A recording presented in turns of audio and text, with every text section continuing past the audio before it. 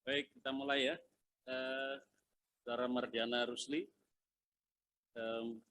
serta yang ke-9, ada waktu kurang lebih 1 jam 15 menit, akan memasuki sesi wawancara, dan 10 menit pertama silakan presentasi atau sampaikan presentasinya. Jadi selanjutnya tim sel akan memberikan pertanyaan atau pertanyaan. Mungkin maskernya bisa dilepas itu supaya di YouTube-nya bagus. YouTube-nya. Silakan dimulai.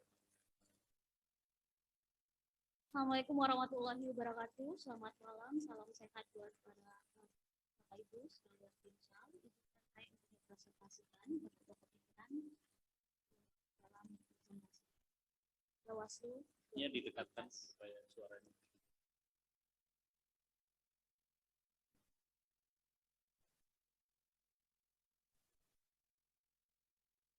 Saya memulai dari motivasi, visi, dan misi.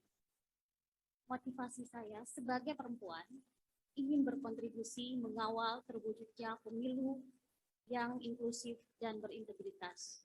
Karena esensi pemilu adalah sarana kedaulatan rakyat untuk memilih pemimpin di level legislatif dan eksekutif.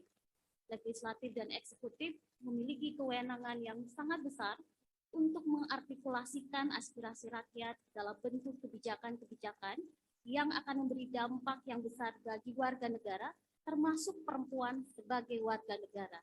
Karena itu, sangat penting perempuan untuk hadir berkontribusi menjaga dan mengawal kualitas proses agar pemimpin yang terpilih lahir dari pemilu yang taat aturan dan juga menjaga kualitas serta kemurnian suara rakyat.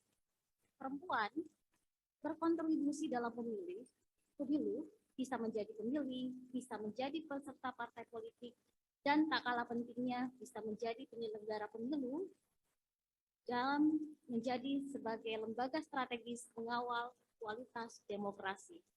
Karena itu saya berikhtiar untuk berkontribusi menjadi penyelenggara pemilu dalam seleksi kali ini. Visi saya, visi calon Bawaslu. Terwujudnya Bawaslu sebagai lembaga penegak hukum keadilan hukum pemilu yang mandiri, profesional, berintegritas, dan aksesibel juga inovatif.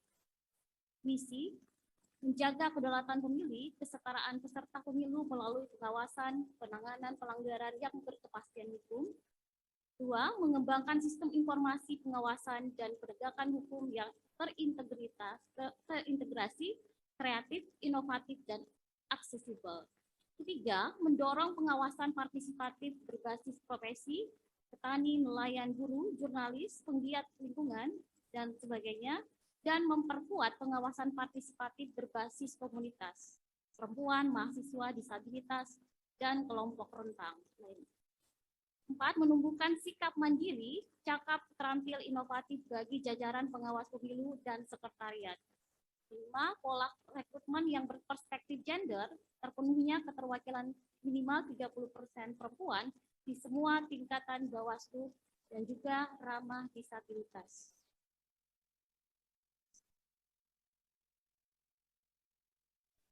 Problem kepemiluan dan potensi pemilu di 2024. Pertama adalah penegakan hukum. Ada 4 faktor yang mempengaruhi penegakan hukum dalam suatu negara demokrasi. Pertama adalah hukum itu sendiri, baik dalam pengertian substansi dari suatu peraturan perundang-undangan maupun hukum formal yang untuk pencegahan hukum, penegakan hukum material. Kedua, profesionalisme aparat penegak hukum. Ketiga, sarana dan prasarana yang cukup memadai. Keempat, persepsi masyarakat terhadap hukum itu sendiri. Ini saya ambil dari tulisan Prof. Edward Rich dalam sarana dan prasarana hukum keadilan. Nah, bagaimana dengan realitas kepemiluan kita? Pertama adalah dari aspek regulasi, di mana undang-undang pemilu belum mengcover semua realitas persoalan hukum kepemiluan. Yang kedua, dari aspek profesionalisme dan kemandirian penegakan hukum belum maksimal. Belum menyatunya komitmen internal secara optimal penegakan hukum di sentra Gakumdu. Ketiga adalah anggaran, sarana, dan prasarana yang belum memadai, di mana anggaran pengawasan di tingkat penyelenggara ad hoc belum mampu memadai dan mengcover kebutuhan, sementara mereka adalah ujung tombak pengawasan. Yang keempat adalah perspektif masyarakat terhadap hukum itu sendiri. Persepsi negatif masyarakat terkait dengan kinerja aparat penegak hukum membuat masyarakat terlanjur apatis untuk melaporkan pelanggaran pemilu.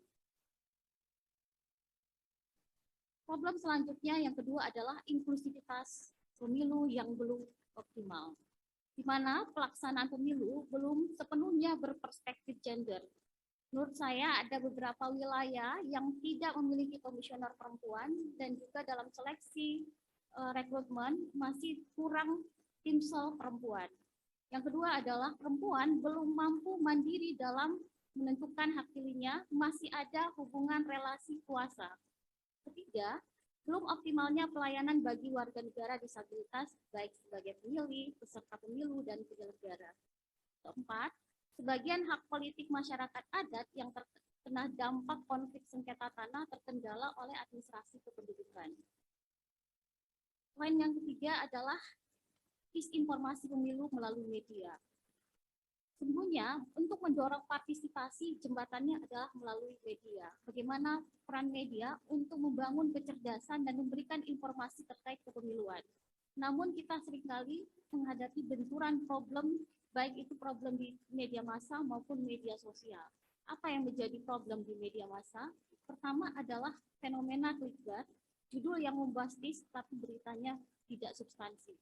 Kemudian itu dipengaruhi oleh keputusan pasar dan ekonomi, kemudian framing effect yang dikembangkan oleh media-media tertentu karena adanya hubungan relasi pemilik modal dengan partai politik yang kemudian mempengaruhi intervensi newsroom sehingga terjadi framing effect. Yang kedua adalah problem media sosial. Fenomena menjamurnya buzzer menjadi marketing dan aktor penyebaran kampanye yang melahan suburkan hoax dan hashtag. Kemudian di tengah situasi adaptifnya pengguna internet terjadi satu kekosongan masyarakat yang mengalami kurangnya informasi terkait dengan kepemiluan. Di tengah arus informasi yang berkembang lebih banyak membahas tentang kampanye-kampanye dari para kandidat ketimbang informasi terkait dengan perjalanan kepemiluan dan apa yang dilakukan oleh penyelenggara pemilu. Dari 3 poin tadi, solusi dan kerangka kerja. Pertama adalah menekankan spirit good government dalam penguatan sumber daya manusia. Yang saya lakukan adalah, yang kami akan lakukan nantinya, menginisiasi training tata kelola pemilu dan pengawasan hukum pemilu. Training ini modulnya nanti tidak utuh, bukan hanya persoalan manajemen pemiluan, tapi juga skill terkait dengan kepemiluan, dengan mengedepankan prinsip good government, yaitu pengelolaan yang berpartisipatif dan penanganan kasus korupsi dan transparansi. 2 menit lagi. 2, memperkuat partisipasi warga berbasis komunitas dan profesi. Yang dilakukan adalah literasi kepemiluan berbasis profesi dan berbasis komunitas. Bawaslu di periode ini telah membuat forum warga Desa Sadar Pemilu, dan saya kira ini perlu sustainable berkelanjutan, tetapi formulasinya dilihat berdasarkan kebutuhan masyarakat, komunitas, dan profesi tersebut. Yang kedua adalah partisipasi warga mengembangkan teknologi. Saya mendesain adalah mata publik, di mana Bawaslu dan Siwaslu sebagai alat untuk perluasan jangkauan pengawasan. Jadi agar mencapai partisipasi, perlu ada pelatihan digital, pengetahuan tentang mekanisme pelaporan berbasis IT, dan juga pelatihan cek fakta untuk memastikan bahwa laporan-laporan itu didukung oleh data dan bukti. Ketiga, pencegahan hukum. Membuat sustainable laporan berkaitan dengan kasus pelanggaran, pengembangan mekanisme pembuktian. Dan yang keempat, yang selanjutnya adalah menyusun sistem bank data berdasarkan klaster isu dan kasus yang terintegral, mudah diakses untuk level Bawaslu. Demikian presentasi saya, terima kasih. Baik, terima kasih Saudara Mardiana. Teman-teman tim sel akan memberikan pertanyaan atau pendalaman yang tadi sudah disampaikan. Silakan mulai dari siapa dulu? Bu Endang. Silakan. Oh, Pak Chandra.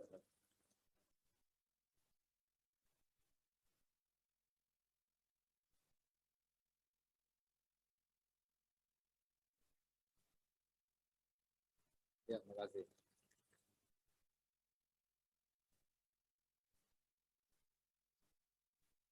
Ini Prof. Edi Hiraz yang tadi pendapatnya dikutip. Dan saya, Anda mengutip itu kan ada di bukunya Prof. Edi Hiraz, ada di bukunya Saudara Sukanto, ada di bukunya. Itu kenapa mengutip bukunya Prof. Edi Hiraz? By design atau by apa? Ya, Pak. Iya, itu Saya pikir apa? itu adalah landasan untuk kebijakan Supaya apa ada atraktif gitu, eye catching gitu ya. Ya, ada beberapa yang seperti ada common understanding ya, bahwa inklusivitas pemilu belum optimal. Itu bagaimana sih kita mengukur inklusivitas pemilu? Ya, difabel, gender, perempuan, gimana sih cara mengukurnya sehingga kita bisa dalam satu titik menyatakan bahwa ini sudah optimal atau sudah memadai. Itu kan ini kan apa namanya, penilaian yang bersifat kualitatif gitu. Dasarnya apa atau bisa nggak dikuantifikasi cara ngitungnya gitu. Jadi bukan merupakan hanya sekedar persepsi, ataupun kalau persepsi berdasarkan survei, bagaimana cara ngukurnya bahwa inklusivitas pemilu ini belum optimal. Baik, terima kasih Pak. Sebenarnya kalau bicara alat ukur secara kualitatif, mungkin agak sulit untuk mengukurnya, tetapi berbasis pengalaman pribadi dan juga pemantauan di lapangan. Nah, pertama adalah kalau kita melihat titik peluang dari perempuan yang di beberapa penyelenggara pemilu, kalau berdasarkan pengalaman di daerah saya di Sulawesi Selatan, masih ada beberapa daerah yang tidak memiliki komisioner perempuan. Ini juga di komisioner perempuan. Oh, oke. Bisa agak dekat nggak mic-nya? Ya. Mic-nya bukan mbaknya, mic-nya yang ditarik. Tidak ada komisioner perempuannya seperti daerah Bulukumba, Maluku. Kalau di Sulawesi Selatan ada 4 daerah yang tidak memiliki komisioner perempuan. Nah, yang kedua adalah masih ada soal hak politik yang dipengaruhi oleh relasi kuasa. Artinya ada beberapa kasus yang menjelaskan bahwa perempuan, laki-laki, kepala rumah tangga mendriver perempuan untuk menentukan pilihannya pada orang-orang tertentu dalam pemilihan legislatif maupun pemilihan pilkada. Nah, ini menunjukkan bahwa perempuan tidak memiliki satu peluang untuk menentukan hak politiknya dalam pemilihan karena ada relasi kuasa yang mengatur. Yang ketiga adalah disabilitas. Disabilitas memang kita lihat belum inklusif itu dalam artian keterlibatan kaum disabilitas sebagai penyelenggara pemilu. Dan tidak banyak sebenarnya disabilitas itu terlibat dalam penyelenggara pemilu, bisa diukur karena itu tadi, pertama ruang akses mereka dalam untuk menjadi penyelenggara pemilu. Yang kedua, kalau dari aspek pemilih saya kira sudah terpenuhi ya, karena dalam proses data pemilih secara tidak langsung KPU sudah mengklaster dan mengakomodir pemilih-pemilih disabilitas. Nah, sisi lain dari aspek pemenuhan alat bantu misalnya di TPS, ketika penggunaan surat suara Braille itu hanya pada pemilihan presiden. Sementara untuk pemilihan lainnya tidak ada alat bantu disabilitas. Yang kemudian soal aksesibel lokasi tempat yang di mana juga tidak memberikan satu ruang bagi disabilitas karena pertama lokasinya secara kondisi cukup jauh dan juga tidak bisa diakses. Oke, Pak Ketua cukup. Jadi mungkin kalau seandainya Anda terpilih, ya, jadi dalam beberapa hal seperti tadi pertanyaannya ada Pak, adakah target atau KPI di Bawaslu, ya? Mungkin saya pribadi, mungkin saya salah. Ya, yang ada KPI itu kayaknya belum terbiasa gitu ya. Itu di set gitu ya. Apa namanya? Target. Nah, ini juga begini mengenai apa ini visi atau misinya yang inklusivitas pemilu ya. Nah, itu kalaupun terpilih jangan bersifat quote unquote jargon, tapi memang mesti harus berdasarkan data ya, bahwa katakanlah ada orang yang penyelenggaranya belum ada, komisionernya belum perempuan 30%, ya. Nah, cara mengatasi gimana, usahanya apa, targetnya dalam setahun apa. Nah, kemudian perempuan disuruh oleh suaminya untuk memilih tokoh tertentu atau orang tertentu. Nah, itu berdasarkan survei. Nah, nanti dalam target itu akan menurun. Kira-kira begitu. Jadi memang kalau untuk sendiri sih memang belum bisa bikin survei kayak begitu ya. Tetapi bahwa setiap ini memang perlu ditetapkan target-targetnya. Sama seperti korupsi juga ada persepsi indeksnya ya supaya ketahuan progresnya. Makasih Pak Ketua. Terima kasih Pak Chandra, Bu Endang. Oke, terima kasih. Saya kedua karena tidak berani mendahuluin Pak Wakil Ketua. Oke, Mbak Mardiana. Benar ya, Mbak Mardiana. Selamat ya, Mbak Mardiana sudah masuk ke 20 besar. Mudah-mudahan semuanya lancar. Mbak Mardiana, saya mau bertanya terkait dengan tugas-tugas di Bawaslu ya. Anda kan menjadi anggota KPU di 2013-2018 gitu ya.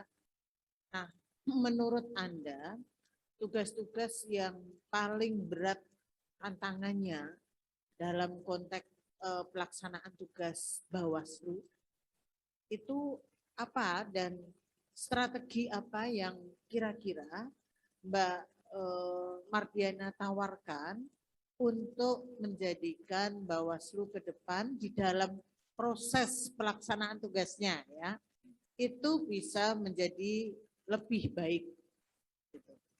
Silakan Mbak. Ya, pertama tugas Bawaslu adalah memastikan penegakan hukum dan berkeadilan. Nah, tentu saja penguatannya adalah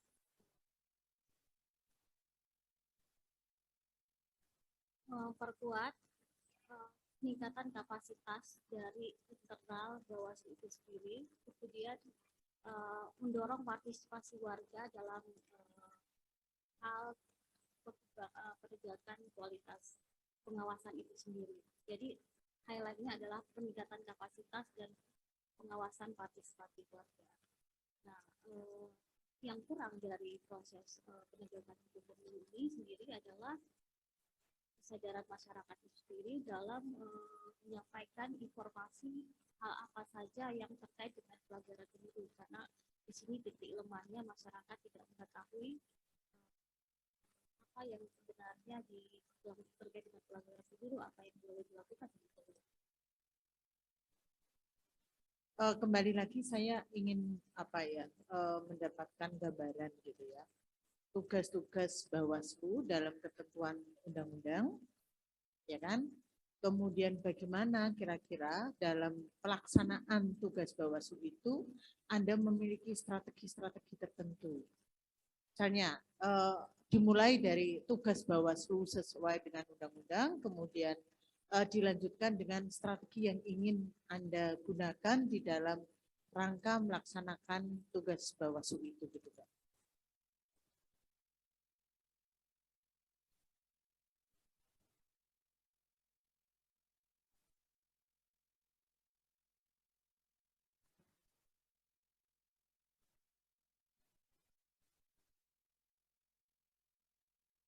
tugas Bawaslu menurut saya adalah memastikan penegakan keadilan hukum Dalam dalam undang-undang, dalam- bukan menurut saya.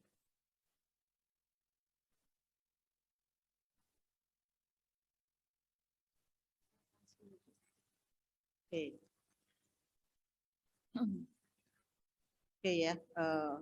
Jadi karena kan saya menganggap bahwa Anda mau jadi anggota Bawaslu, tentu melakukan pendalaman terhadap tugas-tugas Bawaslu itu yang paling penting gitu ya. Nah, kedua, kemudian dalam melaksanakan tugas itu, Bawaslu mendasarkan diri kepada undang-undang maupun peraturan-peraturan turunannya, pelaksanaannya. Termasuk di dalamnya adalah peraturan KPU yang sudah ditetapkan, kemudian untuk mengawasi bagaimana KPU itu kemudian melaksanakan tugas-tugasnya dengan baik sesuai dengan peraturan KPU tanpa ada pelanggaran terhadap undang-undang maupun maupun peraturan yang mereka buat kan gitu ya. Nah, saya ingin pendapat dari Mbak Mardiana terkait dengan kalau saya melihat ya terkait dengan misalnya begini, bagaimana posisi menurut Anda, apakah Anda setuju atau tidak, misalnya ada proses pengawasan Bawaslu dilakukan oleh Bawaslu yang kemudian bertentangan dengan peraturan KPU, ya kan?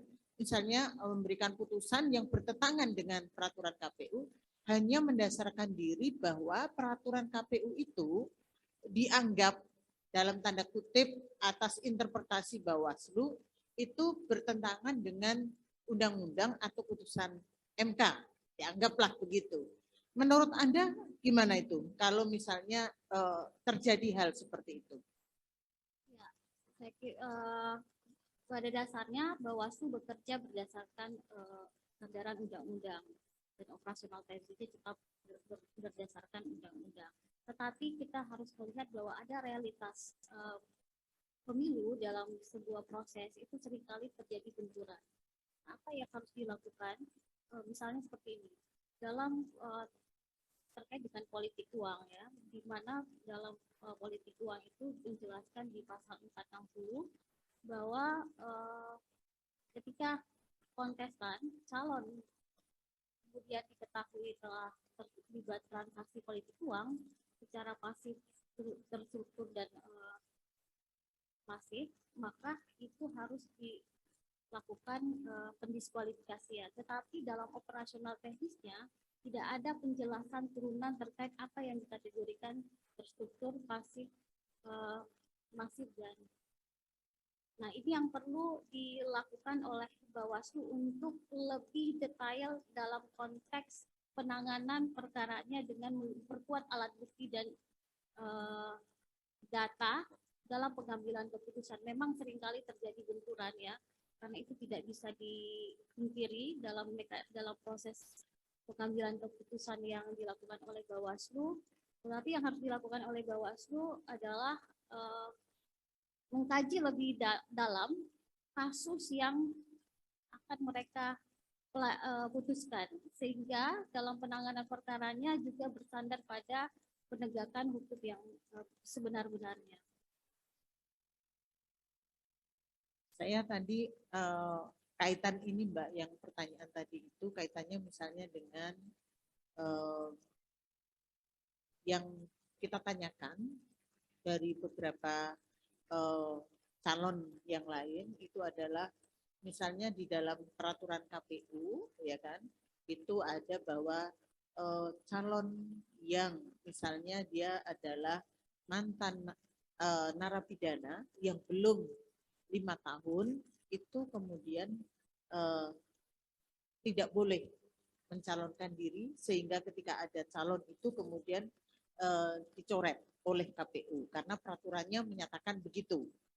Tapi kemudian atas interpretasi dari Bawaslu misalnya, karena dia menginterpretasikan sendiri, itu kemudian ada calon narapidana yang sudah dicoret itu harus dimasukkan kembali atas dasar. Nah, menurut Anda itu pendapat Anda seperti apa atas apa yang dilakukan oleh Bawaslu itu? Ya, saya kira sama dengan kasus yang menimpa di Bougainville ya di Papua, bahwa keputusan secara tidak calon dari Partai Golkar ini sebenarnya tidak layak untuk menjadi kandidat karena ada kepenuhan soal 5 tahun yang belum terselesaikan. Tapi yang diputuskan oleh Bawaslu di sana tetap mengakomodir termasuk dengan KPU. Menurut saya itu tidak harus, sandarannya harus tetap berada pada undang-undang itu sendiri. Karena bagaimanapun kalau peraturan itu dilanggar, maka penegakan hukumnya itu juga bersoal di situ.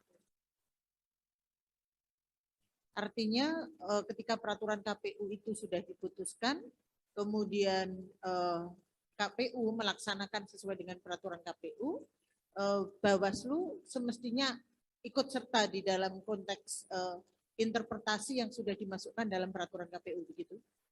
Ya, harusnya Bawaslu dengan sandaran hukum sesuai dengan peraturan perundang-undangan.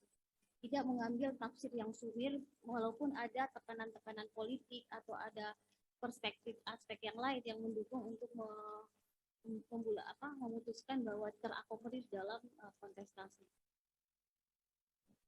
Kalau misalnya Pak Bawaslu berbeda, itu apa yang perlu dilakukan? Berbeda dengan peraturan KPU itu? Ya, kalau apa yang semestinya dilakukan? Baik, jika terjadi di daerah, maka Bawaslu RI harus mengambil alih keputusan tersebut dan melakukan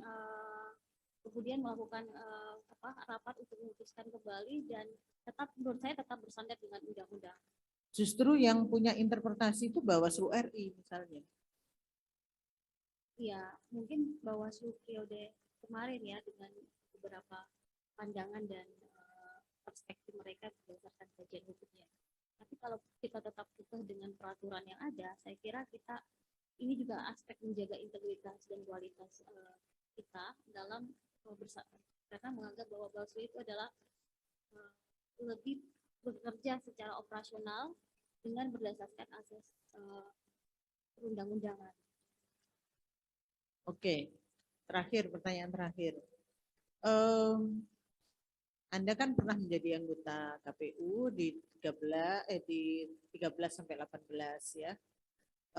Kemudian tentu ada hal-hal yang menurut Anda secara subjektif mungkin Anda memiliki sebuah prestasi gitu ya, atau sebuah nilai plus yang meyakinkan bagi kami bahwa Anda punya kemampuan manajerial, kemudian atau dalam konteks mengatasi konflik, atau juga dalam melaksanakan tugas-tugas yang bisa Anda katakan itu sebagai prestasi.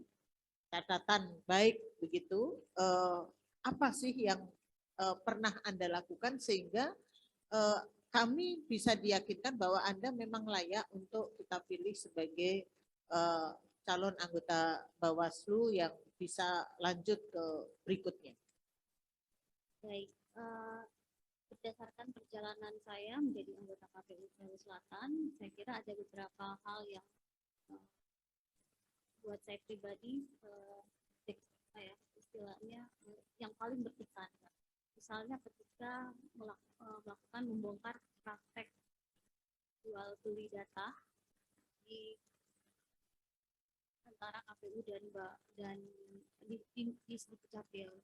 Jadi waktu itu ada ketika kami mendapatkan tugas untuk memperbaiki sejumlah NIK yang bermasalah di 2012 untuk dimasukkan ke dalam aplikasi Sidali. Data Sidali ini menolak data-data kalau tidak ada NIK dan NKK-nya. Nah, kemudian karena untuk kebutuhan itu, maka KPU kemudian meminta Dukcapil untuk memberikan data untuk perbaikan kualitas. Tetapi tampaknya ada sejumlah transaksi yang terjadi di tingkat KPU di daerah. Nah, ini kemudian saya lakukan investigasi dan ditemukan satu alat bukti yang menunjukkan bahwa ada pemberian dana KPU ke Dukcapil Jeneponto. Jadi maksud saya di sini adalah kemampuan investigasi untuk melihat persoalan-persoalan yang perlu pembedahan lebih dalam. Uang itu untuk apa berarti? Yang diserahkan dari KPU kepada dinas pendidikan. Uang itu untuk waktu itu dikatakan sebagai kebutuhan untuk membantu biaya operasional untuk operator di distrik Capil. Jadi mereka merasa bahwa kalau KPU butuh data, tapi ini akan bekerja maksimal. Jadi waktu itu juga menurut saya ada sesuatu yang salah di sini sehingga kami kemudian melakukan pembongkar praktek itu dan ada alat bukti ditemukan uang 10 juta. Siapa yang ngasih uang itu, Mbak? KPU Jeneponto atas permintaan distrik Capil. Itu saja yang bisa Mbak sampaikan. Mungkin dalam konteks kepemimpinan, manajerial. Saya kira secara pribadi sulit saya mengukur kemampuan manajerial saya ya, karena itu akan tetapi dalam aspek membangun kualitas tim kerja, saya kira sejauh ini tidak ada masalah di tingkat KPU ketika saya masih menjadi komisioner divisi data dan data. Oke, terima kasih Pak Ketua. Terima kasih Bu Endang. Bu Betty, silakan. Selamat malam Bu Madiana. Kalau saya lihat CV-nya Bu Madiana sebelumnya jurnalis, terus masuk jadi anggota KPU Provinsi Sulawesi Selatan, terus jadi masuk balik lagi ya, jadi jurnalis lagi atau pemimpin redaksi. Apa yang memotivasi Bu Madiana untuk kembali masuk ke penyelenggara pemilu? Ya, motivasi saya adalah pertama perempuan yang baiknya terlibat dalam proses pemilihan, berbekal dengan pengetahuan jurnalis, kemudian pernah menjadi anggota KPU Provinsi Sulawesi Selatan. Saya kira ini menjadi satu bekal saya untuk terlibat dalam seleksi pemilihan. Perempuan harus terlibat. Itu di dalam misinya. Salah satunya nih ya, mengembangkan sistem informasi pengawasan dan penegakan hukum yang terintegrasi, kreatif, inovatif, dan aksesibel. Bisa dielaborasi persisnya seperti apa yang akan dilakukan dengan misi itu? Ya, mengembangkan sistem informasi pengawasan yang terintegral dan kreatif dan inovasi dengan cara pelibatan partisipatif masyarakat. Jadi sebenarnya dalam gagasan saya, kalau Bawaslu dan Siswaslu sebenarnya sudah berjalan sangat efektif, tetapi pengembangan cover areanya perlu jangkauan pengawasan yang lebih dibuka lagi. Karena sejauh ini aplikasi ini hanya sebagai alat bantu kerja dari Bawaslu, tetapi belum melibatkan partisipasi masyarakat secara optimal. Nah, itu yang ingin saya kembangkan adalah informasi terkait dengan misalnya pemilih yang beberapa daerah misalnya mata publik yang saya sampaikan di visi dan misi saya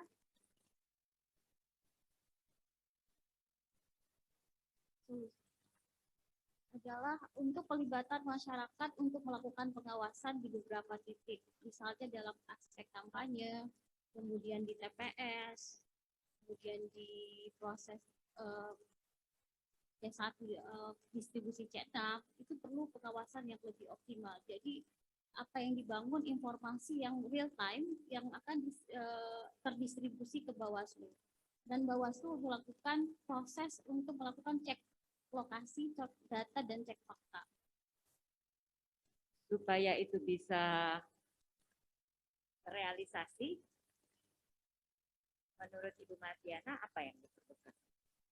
Untuk realisasi adalah pertama pelibatan beberapa masyarakat ya, baik itu pelibatan komunitas maupun pelibatan berbasis profesi. Nah, kenapa penting berbasis profesi? Misalnya juga para jurnalis yang terlibat karena mereka memiliki pengetahuan teknologi informasi dan juga kemampuan untuk menginvestigasi sebuah kasus berbasis data dan informasi. Nah, kebetulan di beberapa asosiasi media itu mengembangkan satu aplikasi teknologi yang mendorong partisipasi publik. Misalnya dengan kegiatan yang teknologi mata massa. Jadi warga melaporkan informasi dalam satu aplikasi, kemudian berdasarkan data tersebut lalu dilakukan cek fakta lokasi berdasarkan data dan alat bukti yang ada untuk menguatkan bahwa informasi awal ini betul-betul ada kejadian dan peristiwa yang dianggap perlu bukan pengawasan. Jadi saat ini sudah ada aplikasi mata-mata yang dibuat oleh jurnalis. Iya.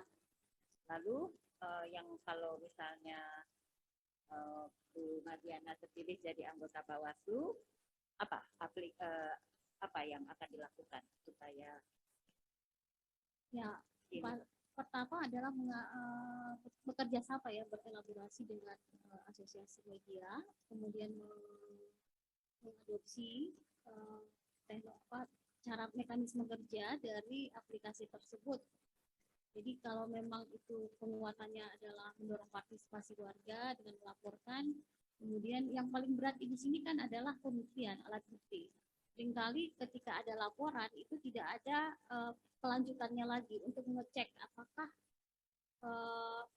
informasi ini benar-benar bukan sesuatu yang bersifat hoax, tapi dia real. Jadi dibutuhkan penegasan berdasarkan fakta melalui kegiatan cek fakta itu. Supaya orang mau berpartisipasi, ya, melaporkan. Itu apa sih yang penting? Apa yang membuat orang tergerak untuk melaporkan? Aplikasinya atau sesuatu yang lain? Karena ada peristiwa yang terjadi terkait dengan pelanggaran yang ditemukan di lapangan oleh masyarakat. Sehingga memang perlu tergerak untuk memberikan informasi kepada Bawaslu dari sisi partisipasi pengawasan. Ya, itu apa yang menggerakkan itu apa? Yang menggerakkan masyarakat untuk melaporkan dengan cara yang sesuai dengan yang laporan yang berguna, yang bukan hoax, itu apa yang akan menggerakkan mereka? Saya kira ini titik kesadaran masyarakat ya terkait dengan keinginan mendorong kualitas pemilu yang lebih baik. Tentu saja pertama adalah kalau kita melihat realitas dari pemiluan, banyak sekali beberapa persoalan-persoalan yang juga menyebabkan problem di tingkat masyarakat. Misalnya soal hak pilih atau hak politik di TPS misalnya, banyak sekali ada beberapa masalah di tingkat TPS. Misalnya pemilih itu tidak bisa menggunakan hak pilihnya dikarenakan bukan dia tidak terdaftar, dia terdaftar tapi karena ada kasus misalnya C6 yang dibajak. C6 yang dibajak oleh orang-orang tertentu, tapi kemudian tidak banyak orang yang melaporkan karena tadi kekurangan alat bukti.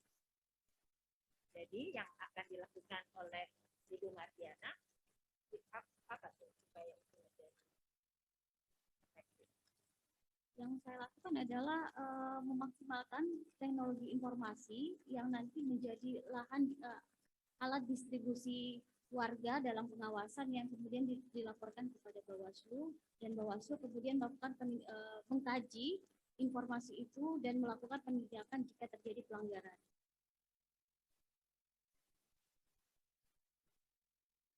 Boleh nggak Pak Ketua?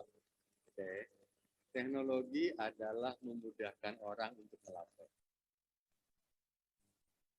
Betul kan ya? Ya. Kalau Anda menyebutkan teknologi, ngasih channel, ngasih apa, ya, itu memudahkan orang untuk melapor. Tapi apa yang membuat seseorang mau melapor? Apa yang mendorong orang itu mau melapor? Apa yang memotivasi orang itu mau melapor? Mereka memilih melapor dibandingkan memilih untuk tidur di rumah atau ya masa bodoh. Apa? Pertama adalah kesadaran individu. seseorang karena mungkin dari aspek hak politiknya yang dianggap tercederai. Yang kedua adalah seringkali misalnya kasusnya seperti ini. Ada warga yang tidak terdaftar dalam DPT tapi dia bersyarat. Nah, ini bisa dilaporkan ke Bawaslu terkait dengan hak politiknya. Betul, itu hak politik dia terlanggar. Oke, Ya. apakah hak politik terlanggar itu saja? Adakah hal lain yang mendorong seseorang untuk melapor? Ya, selain hak politik yang terlanggar, yang kedua adalah apa ya, kesadaran. Saya kira cuma itu hak politik yang terlanggar yang bisa saya sampaikan.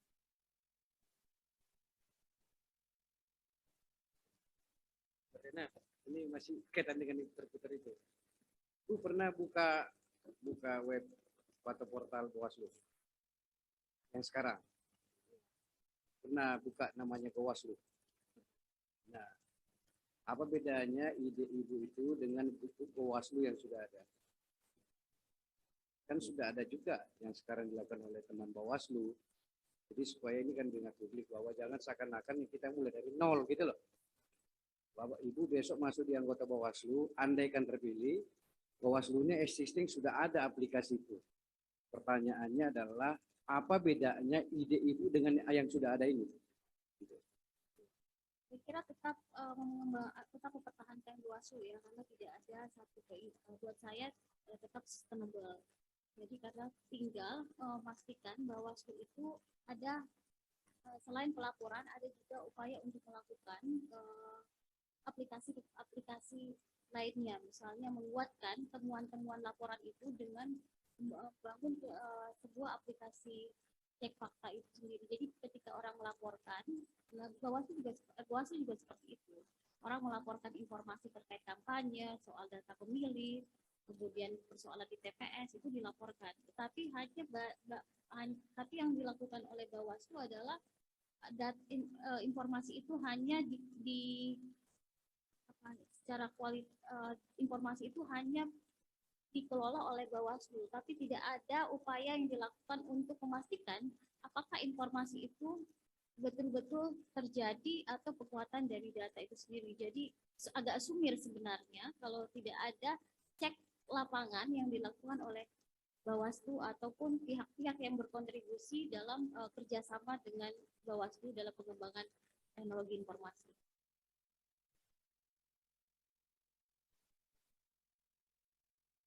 Pak Erlangga, Terima kasih Ketua. Coba mohon maaf Mbak Mardiana geser slide-nya ke yang masalah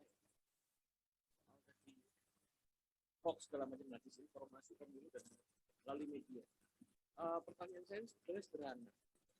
Kalau dilihat paparan ini, Anda menjelaskan, menguraikan persoalannya sangat tajam. Persoalan di pemilu melalui media, terus relasi media, modal dan politik segala macam. Ada buzzer hoax. Cuma solusinya istilahnya nggak nendang, Mbak. Jadi solusi Anda yang Anda buat dalam menyelesaikan persoalan-persoalan ini terkait dengan Bawaslu itu kelihatannya kurang bisa menjanjikan, kurang bisa memastikan kita bahwa itu akan bisa efektif. Artinya kalau Anda menjelaskan ini persoalannya, ini kan problemnya besar sekali kan. Di capital, gitu ya, politik yang besar, elit, terhubung dengan media, buzzer juga seperti itu, problem kekuasaan, tapi solusinya klise. Jadi yang jadi masalah itu problem kekuasaannya ekspansi, tapi solusinya defensif. Nah, kira-kira ada nggak inovasi lain yang bisa membuat kita tuh bisa yakin bahwa untuk menyelesaikan persoalan yang Mbak paparkan tadi, memang Bawaslu ini memiliki kapasitas, memiliki taring untuk sedikit banyak menjawab antisipasi persoalan tersebut. Ya, ini sebenarnya problem disinformasi ya di media. Tetapi yang dilakukan Bawaslu periode kali ini sebenarnya sudah melakukan kerjasama dengan para pihak yang terkait dengan layanan untuk mengetahui atau men-take down beberapa akun-akun yang dilakukan oleh para buzzer di media sosial. Nah, problem yang lainnya adalah eh, Bawaslu hanya mengawasi akun yang resmi dari KPU dan belum masuk pada akun-akun yang identitasnya disembunyikan oleh para buzzer. Nah, menurut saya memang penting sekali membangun kerjasama dengan penyedia layanan jasa seperti untuk melakukan take down ya, agar supaya informasi ini tidak berkembang biak di media sosial.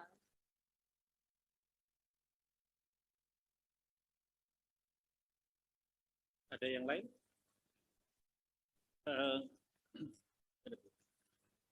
Saya sedikit. Mardiana ini kan pernah KPU, jurnalis, jadi menindaklanjuti pertanyaan Bu Betty tadi. Ini kan kemudian di paparan ini juga bicara soal media. Salah satu yang menjadi objek pantauan atau pengawasan Bawaslu adalah kampanye di media. Nah, sejauh pengamatan Mardiana ini, bagaimana penggunaan media ini kaitannya dengan atau bagaimana kita bisa mendeteksi pelanggaran-pelanggaran pemilu itu di media. Dan tentu saja cara penanganan pelanggaran di media itu seperti apa? Ya, yang dilakukan untuk melakukan deteksi di pelanggaran di media, tentu saja Bawaslu harus melakukan pengamatan secara real time di media sosial. Tapi kan problemnya adalah yang diawasi itu adalah akun resmi yang terdaftar, tetapi tidak dengan akun-akun yang berseliweran yang tidak jelas identitasnya. Nah, yang dilakukan Bawaslu menurut saya perlu kerjasama dengan para pihak, misalnya untuk melakukan adu konten. Jadi mengajak masyarakat untuk melaporkan dengan cara men-screenshot informasi yang terkait dengan kampanye-kampanye di media sosial yang bisa berpotensi negatif. Nah, mungkin itu. Terakhir, jadi kalau tim sel ini ingin memilih Mardiana sebagai salah satu yang lolos 10 besar, kira-kira garansi apa atau hal apa yang membuat tim sel ini yakin bahwa Mardiana itu layak masuk 10 besar? Kira-kira apa yang bisa ditunjukkan? Artinya ya narsis nggak apa-apa juga, bukan narsis, tapi memang Anda meyakini ada potensi, ada kelebihan, ada apa yang membuat tim sel ini memberikan pilihan kepada Mardiana. Ya, saya pikir latar belakang sebagai seorang jurnalis dan pengalaman sebagai penyelenggara pemilu, saya kira itu modal dasar saya untuk terpilih jika diberikan kesempatan oleh tim seleksi. Nah, kemampuan jurnalis membangun kerjasama dengan para pihak juga sangat penting ya, karena bagaimanapun dalam kondisi saat ini tantangan terberat dalam tahun 2024 adalah disinformasi di media, baik itu media mainstream maupun media sosial. Nah, itu mungkin. Yang kedua adalah soal integritas. Saya kira ujian yang paling berat dalam proses penyelenggaraan pemilu itu adalah di integritas.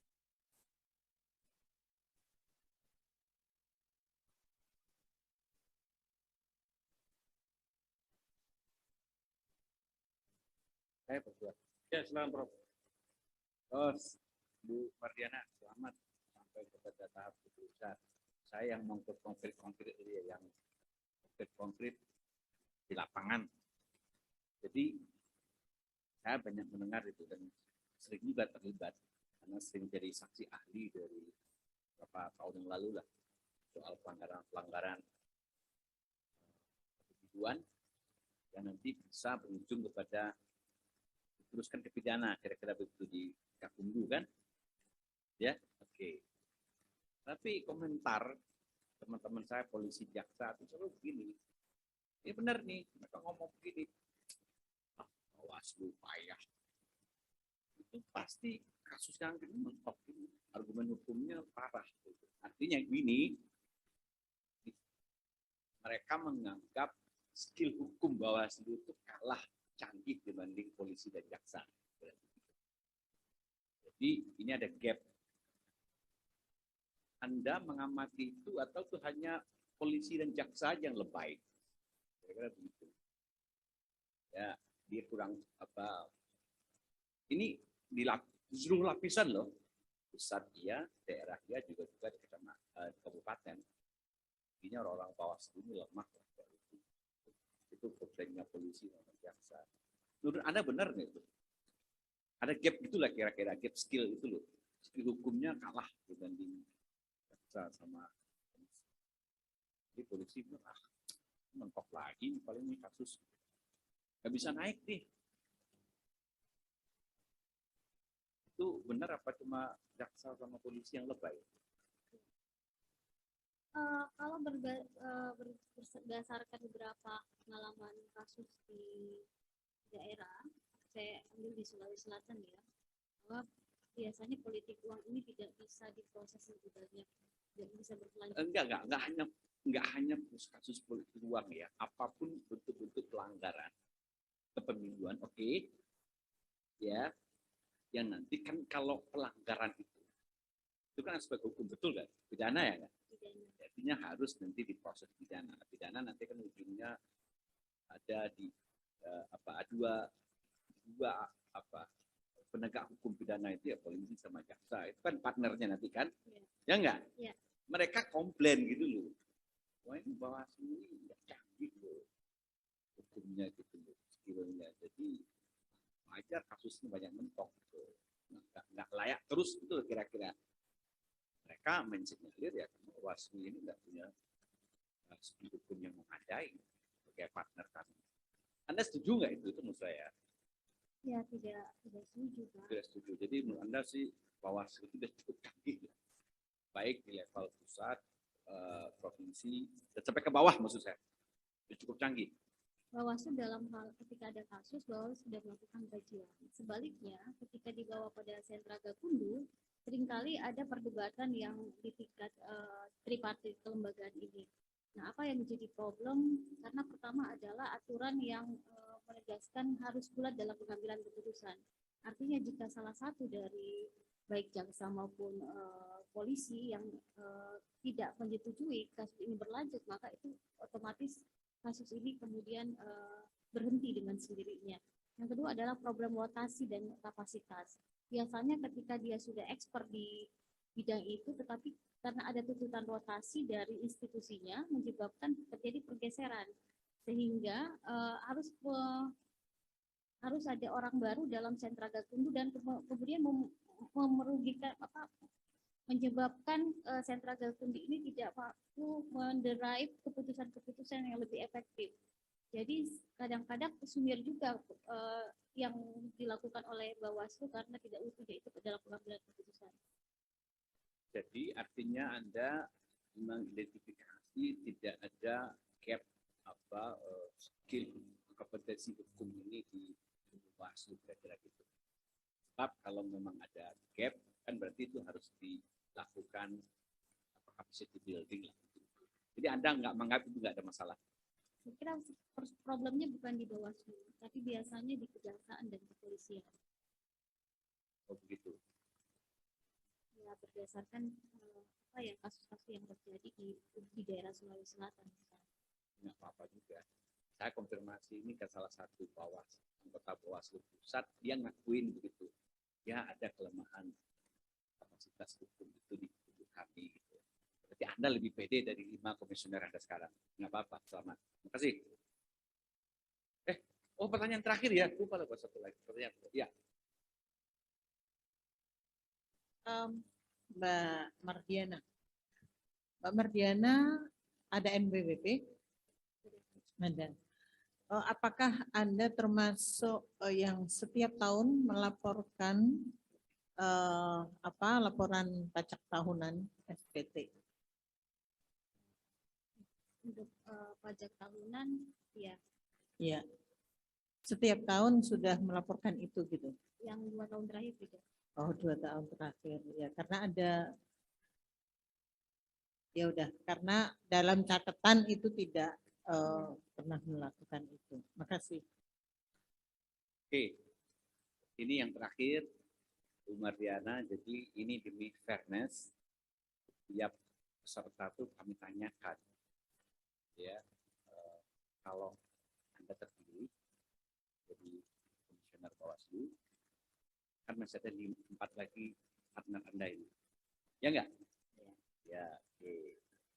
Jadi kalau kami minta Anda menominasikan atau ya namanya menominasikan ya, dari 19 peserta itu kami, kalau kami katakan Anda cukup confident Anda terpilih, kira-kira 4 orang lagi yang Anda pantas duduk menjadi komisioner Bawaslu siapa lagi?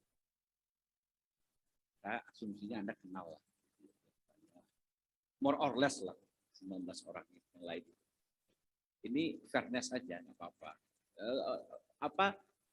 Kami menghargai apapun argumen Anda untuk memilih 4 orang itu. Nggak usah disebut nggak usah disebut ke kami juga argumennya apa, namanya aja. Anda siapa lagi yang pantas? 4 orang di luar dari Anda nih, kami anggap oke, misalnya. Sulit ya menentukan karena dalam interaksi yang sangat singkat. Kalau membaca beberapa CV dan kemampuannya, saya akan lebih memilih dengan keseimbangan komposisi yang 3-2, 3 perempuan 2 laki-laki. Nama. Kalau perempuan Loli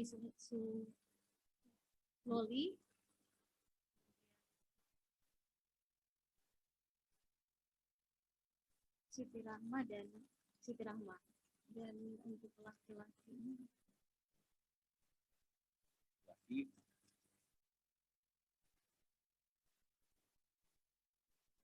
mic-nya Pak Subair Subair, dengan pertimbangan untuk kawasan Indonesia Timur, kemudian Pak Erwin Malonda, udah 4 cukup. foto, oh udah. Ibunya nggak masuk. Oke, cukup. Baik, masih ada lagi? Cukup ya. Baik, Bapak Ibu sekalian, cukup buat Mardiana presentasi atau wawancara pada kali ini.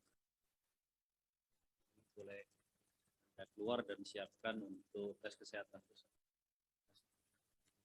Terima kasih Ketua dan salam hormat buat seluruh Ibu dan Bapak Timsel. Terima kasih atas proses ini. Assalamualaikum warahmatullahi wabarakatuh.